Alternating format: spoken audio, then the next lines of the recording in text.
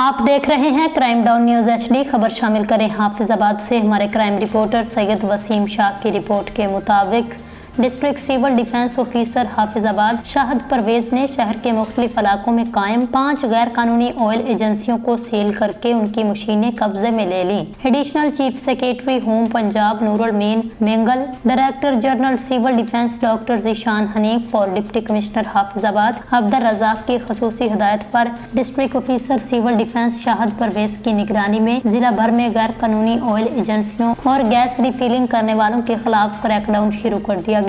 महकमा civil defence की टीमों ने गिरजा Mor, Mangat Mor, Jalalpur road, Hasan town, Kasuki road और पार्क रोड समेत मुख्तलिफ इलाकों में कायम 5 गैर कानूनी ऑयल एजेंसियों को सील करके उनकी मशीनें कब्जे में ले ली। डिस्ट्रिक्ट सिविल डिफेंस ऑफिसर का कहना था अवाम के जान माल का तहफ़्फ़ुज़ महकमा सिविल डिफेंस की अवलीन तरजीह है। मुख्तलिफ शहरी और दही इलाकों में गैर कानूनी ऑयल फरोख्त और गैस रिफिलिंग करने वालों के खिलाफ बिला तफरीक सख्त कार्रवाइयाँ जारी रहेंगी। अब तक के लिए इतना ही। मजीद न्यूज़ और अपडेट्स के लिए आप देखते रहिए क्राइम डाउन न्यूज़ HD। अल्लाह हाफिज़।